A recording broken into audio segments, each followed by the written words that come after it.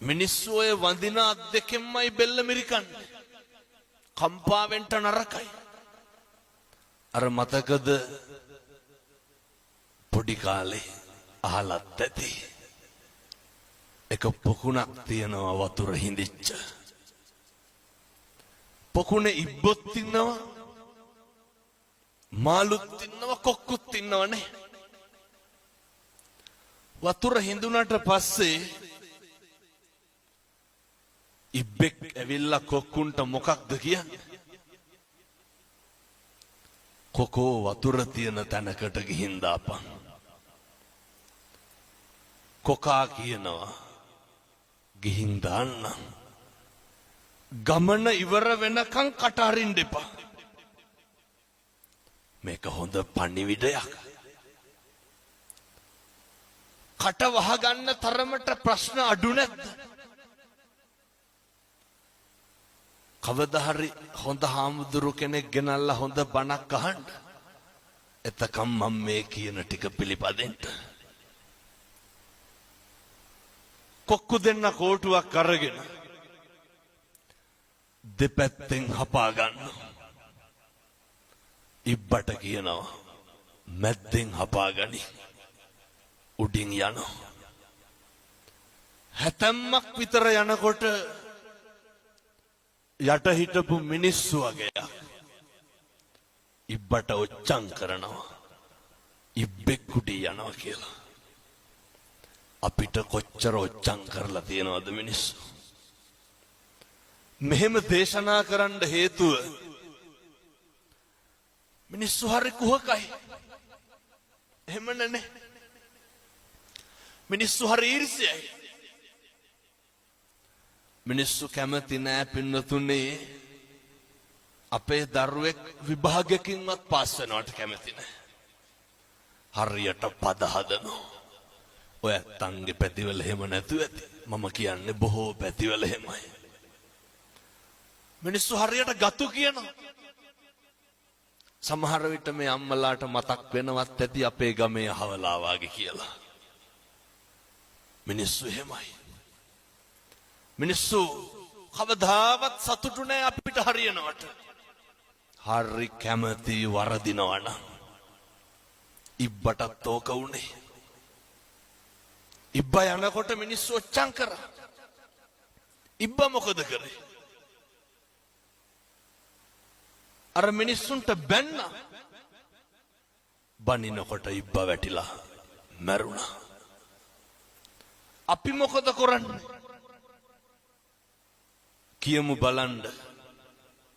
ඔය ජීවිතේ කේන්ති ගියා නම් කවදා හරි කේන්ති ගියේ.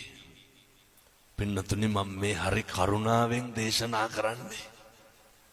එක වචනයක්වත් අහක නම් දාන්න එපා. එක වචනයක්වත් අපත යවන්න එපා. මේ පින්නතුන් ජීවිතේ කේන්ති ගත්තනම් කේන්ති ගත්තේ කවුරු හින්දාද? කවදාවත් මේ අම්මලාට තාත්තලාට ගෙදර දවල්ට බත් කාලා ඉඳගෙන ඉන්නකොට ඔය කේන්ති ගිහින් තියනවද? නිකන් ඉන්නකොට නෑ. ඉබ්බට කේන්ති ගියේ කවුරු හින්දාද?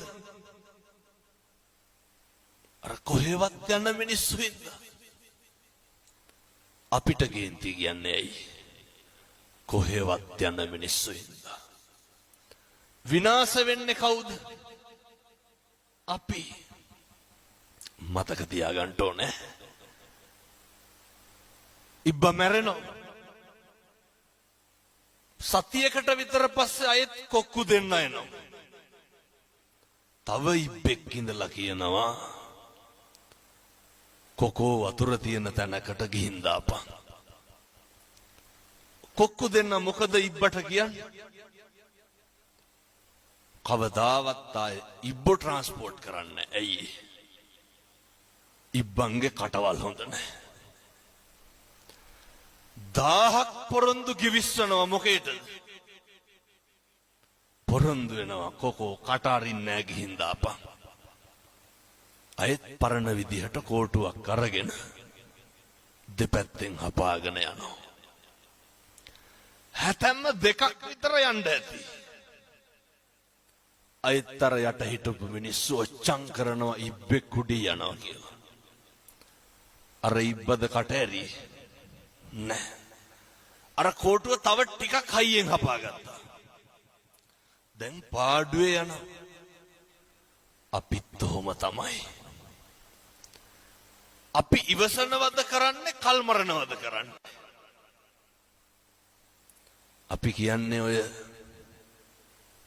පස්සේ බලා ගන්නම්කෝ. පස්සේ බලන්න යන්න එපා. මෙහෙම ටිකක් ඉන්නම් කියලා කියනව නේද? ජීවිතේ පුරුදු වෙන්න කල් මරනවට වඩා ඉවසන්න. මේක ටිකක් ඉවර වෙනකන්වත් මීටර් 500ක් විතර ඉබ්බ ගියා. කටවත් ඇරියේ නැහැ. දැන් ඉබ්බට ඉන්න බෑ. ඇයි? කොක්කෝ කිව්වේ නෑනේ උඹ හරි හොඳයි කියලා. බැරිම තැන ඉබ්බ අහනවා කොක්කුන්ගෙන්. යාළුවනේ මං හොඳයි නේද කියලා. ඒ කොකාට මොකද ඉබ්බට මොකද වෙන්නේ? වැටිලා මැරෙනවා. පුරුදු වෙමු. ජීවිතේ මිනිස්සු ප්‍රශංසා කරන්න කටින්මයි නින්දා කරන්නේ. අපිට හොඳ නොකියපු කවුරුවත් බැනලා තියෙනවද? සැලෙන්න එපා. කම්පා වෙනවා කියන්නේ මොකක්ද? හෙල්ලෙනවා. චලනය වෙනවනේ. හෙල්ලෙන්න එපා. සේලෝ යතා ඒක ඝනෝ වාතේන සමීරති. එවං නින්දා ප්‍රශංසාසු න සමිච්ඡන්ති පණ්ඩිතා.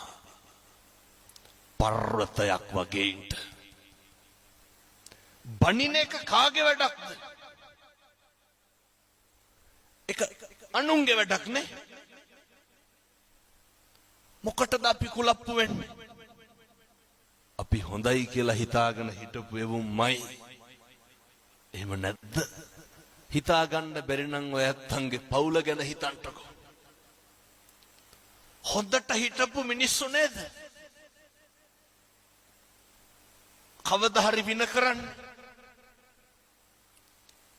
අපි උදව් කරපු උදවිය නෙමෙයිද? අපෙන් යපිච්ච පිරිස නෙමෙයිද? පුරුදු වෙන්න. මොකේටද? හෙල්ලෙන්න එපා. උදව් කරන එක අපේ යුතුයකම. බුදුවරු අපිට උගන්වලා තියෙන්නේ අපේ තියෙන සත්පුරුෂකම දෙන්න. ඇල්ලතර වේදුරුවක දෙයක්වත් බලාපොරොත්තු නම් වෙන්න එපා. ප්‍රතිරූප ගොඩනගාගෙන බලාපොරොත්තු වුණාම දුක අඩුයිද වැඩිද? මොකටද ප්‍රතිරූප? මිනිස්සු වෙනස් වෙනවා. දැන් ඔය මේ